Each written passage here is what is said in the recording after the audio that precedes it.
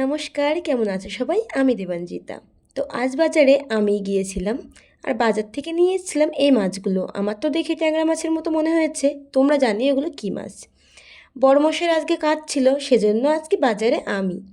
তো মাছগুলোকে ঘরে নিয়ে এসে কাটছি, তার কারণ দোকানে কেটে দেবে বলেছিল, কিন্তু 20 টাকা দরকার। আমি বললাম কোনো দরকার নেই, ট্যাংরা মাছের তো আঁশই নেই, স্রেফ দুটো তিনটে কাঁটা কাটলেই হয়ে যাচ্ছে, আর ভালো করে পরিষ্কার করে নিলে তো আমিই কেটে নিতে পারবো।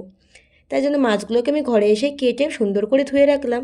আর মাকে ফোন করেছিলাম যে কী রান্না করব। মা বলল সাধারণত ট্যাংরা মাছের সঙ্গে কচুরমুখী বা ওলই খেতে ভালো লাগে, তাই জন্য আমি বানালাম কচুরমুখী দিয়ে ট্যাংরা মাছ। তার জন্য প্রথমে কচুরমুখী আর তার সঙ্গে একটা আলু দিয়ে প্রেশার কুকারে সেদ্ধ করে নিচ্ছি। আর অন্যদিকে পটল ভাজবো, তার জন্য পটলগুলোকে ছিলে ভেজে নেব। পটলগুলোকে ভালোভাবে ভেজে নিয়েছি। এবার পটলগুলো তুলে নিয়ে ওই তেলের মধ্যে আরেকটু তেল অ্যাড করব এবং নুন হলুদ মাখিয়ে মাছগুলোকে এপিট ওপিট করে ভেজে নেব।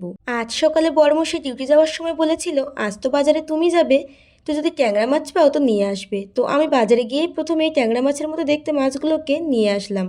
ক্যামেরা বন্দি করা হয়নি, তবে মশলাগুলোকে সুন্দর করে কষিয়ে নিয়েছি পেঁয়াজ, রসুন, আদা, টমেটো, কাঁচা লঙ্কা দিয়ে। এর মধ্যে অ্যাড করেছি নুন, হলুদ গুঁড়ো, জিরে গুঁড়ো এবং ধনিয়া গুঁড়ো। আগে থেকে সেদ্ধ করে রাখা কচুরমুখী এবং আলুটাকে দিয়ে ভালো করে মিশিয়ে পরিমাণ মতো জল দিয়ে দেবো। ফুটে উঠলে মাছগুলোকে দিয়ে দেবো এবং লাস্টে জিরে গুঁড়ো দিয়ে নামিয়ে নেব। ভাইরা তো খেতে বসে গেছে আর আমও কেটে দিয়েছি।